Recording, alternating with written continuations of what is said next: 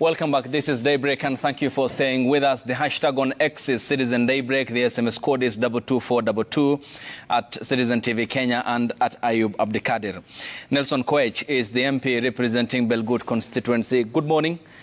Good morning. Honorable Koech, thank you for finding time for the broadcast. Much appreciated. Your presence here is highly valued. And also with us is Gadhoni wa Mushomba, the MP Githongori constituency. Thank you for your time as well, Mheshimiwa. Thank you too. Much appreciated. Thank you. Thank you. I hope you have had a lovely weekend. Yes, sure. Including the session yesterday in Thika. Sure. We'll talk about that. And Dan Manzo is the Senator, Makueni County. Shortly, he will be here with us as well on the broadcast. Ladies and gentlemen, let's first begin with a look at the front pages of the publications. And the Standard newspaper has this front page, including your picture, Honorable Mushomba, of yesterday's church service in Thika, the county of Kiambu. But the major headline states Adani and how the government ignored better deals for the Jomo Kenyatta International Airport.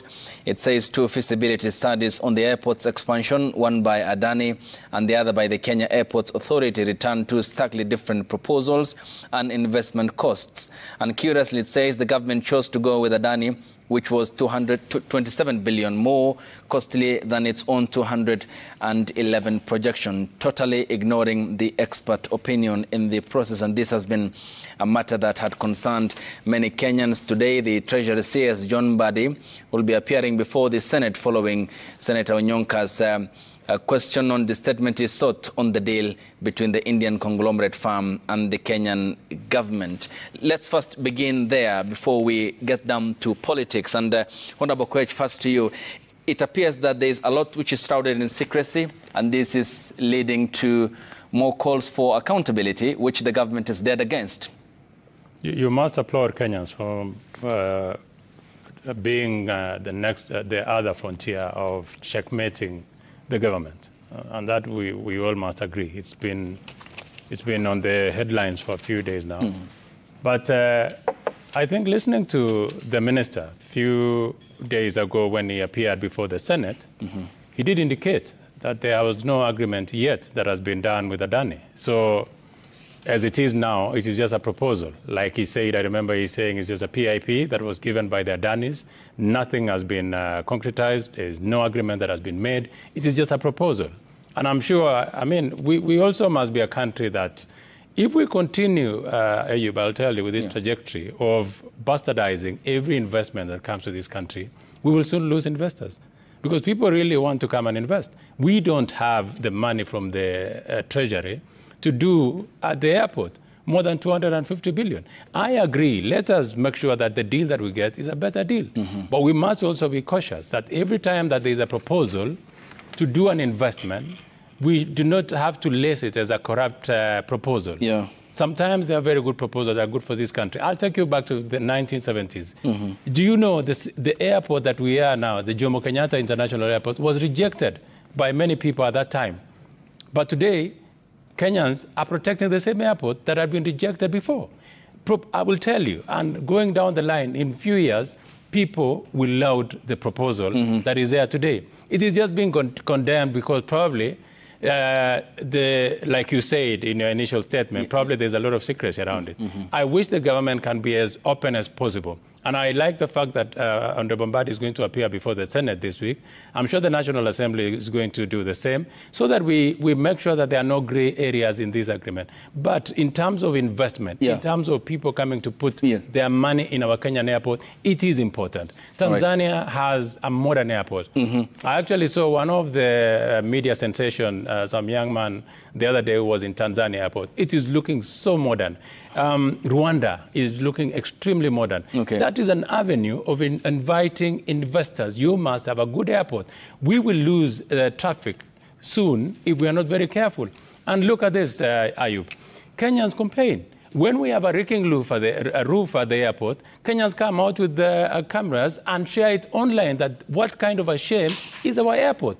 When you look for investors, again, there comes in. So I agree that we must check and be accountable on the investors that we're bringing into the country, but at the same time, let us give an opportunity for investors who want to put up a modern airport so that as a country we can move forward. Okay. Finally, question. The expressway, before I give you, before you go to the other question. This expressway that we're using now, do you know it was condemned? No one wanted the expressway. Look at it now. Everyone uses it. We celebrate it now. But it's because of bold decisions that were made by the President, Uhuru Kenyatta. Okay. And Honorable Kwech, the how is here very important, and the process to attain that. Undoubtedly, Jomo Kenyatta International Airport, given Kenya's strategic importance, needs a facelift. But let me bring you to Article 201 of the Constitution, which exclusively demands for openness and accountability, including public participation on all public financial matters. For example, ALG had proposed 211 billion. Adani proposed 238 billion. That's 27 billion more. In terms of the modeling, ALG was of full airport terminals. Adani, single PPP for terminals, that is public-private partnership. On the runway, ALG proposed second runway by 2035. Adani said current runway is sufficient until 2054. In terms of the bidding, ALG was for competitive bidding. Adani prefers privately initiated proposal. In terms of the fees, ALG is of government regulation. Adani is self-regulation. These are the stark contrasts between what we have, Honorable Nelson Kwech, and for the accountability I have mentioned. Is it not therefore fair that, yes, we want to facelift the Jomo Kenyatta International Airport, but we do so in a manner that does not raise questions on how, for example, the SGR was conceived because in relation to that, and President Kenyatta failed to make public the SGR contract? We have a very robust public in Kenya at the moment. We also have the legislature. It is our responsibility to make sure that the country gets the best of the deals. Whether it is ALG or Adani, I make sure that the country gets the best of the deals. Whether it is ALG or Adani, I totally agree that we must get the best deal. As far as I am concerned, Ayub, there has not been any agreement that has been signed with Adani's. Yeah. So it means at this moment it is still open, and I like the debate because we will get the best as a country. But we all seem to be agreeing that yes, truly, we do need a modern airport. So it is now the means of getting that modern airport where we are. So I totally agree with all those sentiments by different players, but it is important to allow an investor to come and put up an airport. On how is what we are discussing. Okay. Yeah. I'm sure as Parliament we will also take our responsibility. Seems that how the reasoning around the talk of the details that are emerging, including the interview that this CS here, Davis Churchill, had, and also he appeared before the Senate, appears to be unearthing more concerns, given that Kenyans have lived this moment before when it came to the SGR contract and President Kenyatta's failure to make public the SGR contract despite making that promise on the 28th of December 2018. Thank you so much, and I want to say good morning regards to our viewers, and I'm happy to share a platform with my colleague, Honorable Nelson. And I am quite concerned about the manner in which we do execute this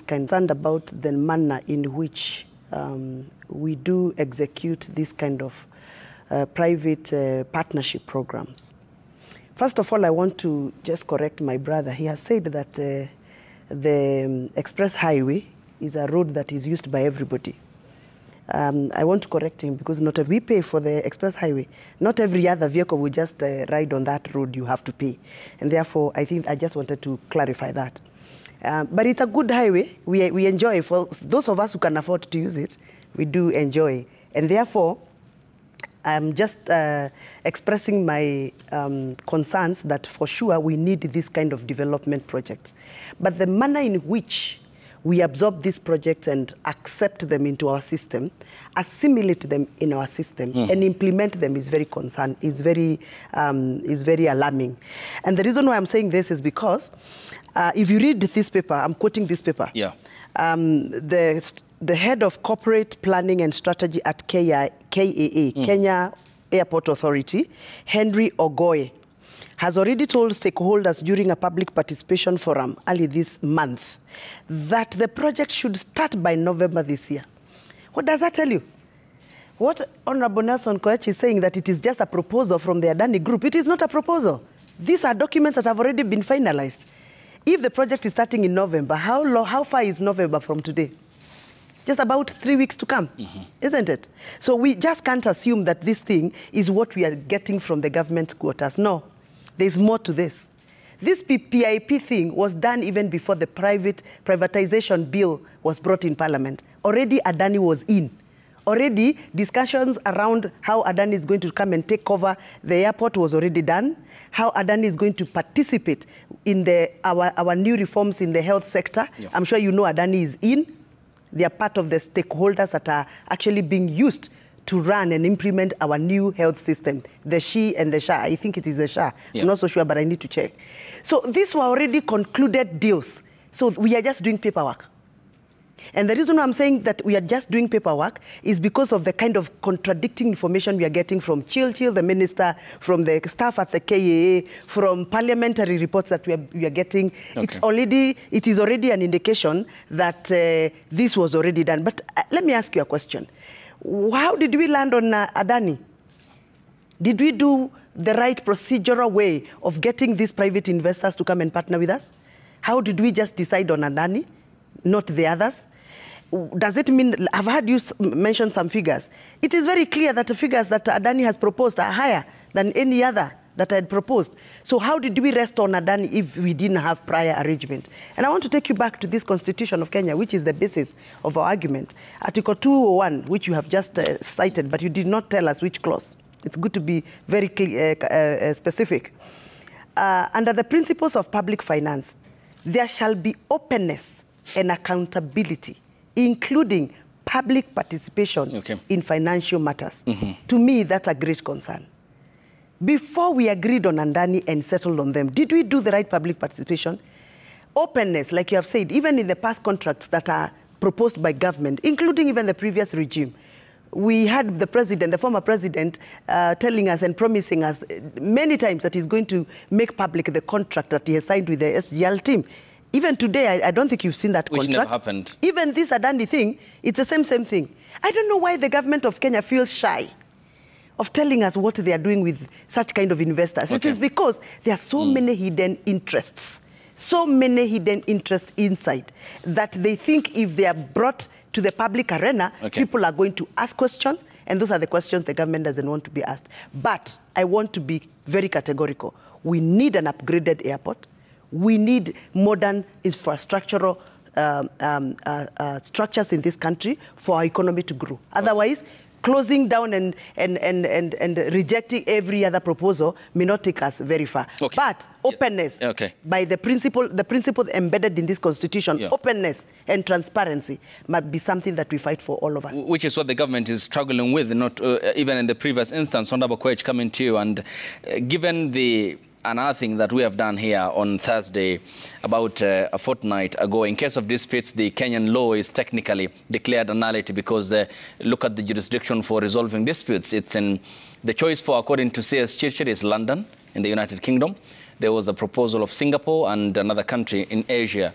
I mean, these are the concerns that Kenyans have, Honorable Koech, and it appears that the struggle by government in Kenya to take issues of public concern with the seriousness that it deserves apparently appears to be also a continuity point for this government as well, in not making public some of these issues regarding Adani and the proposal to renovate, reconstruct new runways and whatever at the JKIA is still one and the same. The culture of continuity is again here for the Kenya Kwanza administration as well, as was the case with the Jubilee administration for SGR. You must allow me, first of all, to say Honorable Mashamba is making very emotional statements. And I'm sure she has not read the PPP Act. The PPP Act, what the director Ogoye was simply saying was the desired timelines. There is nothing there that has been acted on. It's just a desired timeline, which is allowed on a PPP as a kind of arrangement. It is perfectly okay. The question should be, what have we done myself as Nelson Koech, Member of Parliament Belgut, and Member Mushomba, in Parliament to make sure that we make this thing accountable. We cannot be shouting on a media house on something that we can simply invite Davis Chirchir to provide a proof of what they have done. And if it truly, they have not. They have. You know, when Waziri Davis Chirchir appeared before Senate, he appeared before oath. He actually took an oath. So it means that every statement that he gave in the Senate was a factual statement. To the best of my knowledge, Waziri said that there has not been any agreement that has been entered with Adani. It is something that I want to believe that there has not been any agreement. Now, the question will be, going forward, do we need an airport? Yes, if we do need an airport, then can we get the best deal? Kenyans have had very robust engagement about these Adanis. Someone has even gone to court. Court has stopped the process. So there are so many actors that are working towards making sure that nothing is done under the table. So as far as I'm concerned, it's neither here nor there.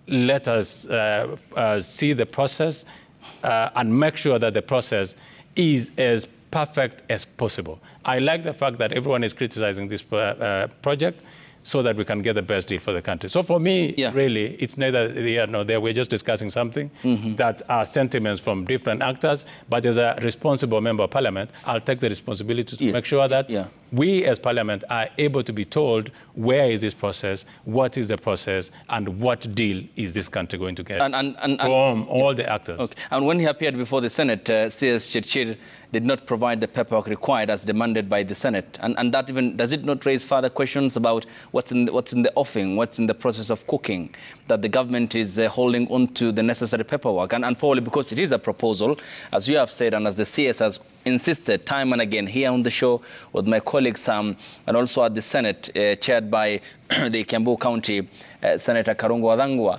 Given all these elements of this being shrouded in secrecy, is it not concerning for a taxpayer who is on the tipping point because of the economic situation in the country and now sees government officials who are not coming clear with critical answers on a critical matter like JKIA and its planned takeover? But Ayub, what is secrecy? It is here. You've just read it. There's no secrecy. You've just said Adani is investment amount is 238 billion. It's here in the paper.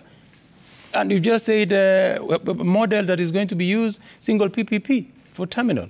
What bidding, competitive bidding, Adani prefers PIP. Yeah. It is everything. These are issues we unearthed. They were never made public by the government. It is perfect. That is the job of we, the citizens, members of Parliament. Yeah. So that is what is available. Why did then, in your view, CS Chirchir and the government hold on to this very critical information and not make it public? I did not watch the Senate session. And I'm happy that my colleague from the Senate is shortly joining us. But I will say that from where I sit, there is absolutely nothing to hide if this transaction was going to be actualized. So whichever way it is, and I want to believe it is still a proposal at this stage, when it comes mature, I am sure the people of this country will demand answers. The people of this country will demand to understand every of the articles that have been signed. And I'm sure no one is going to append their signatures before they truly understand what this deal means for this country. Yes, Honorable Mushomba, briefly.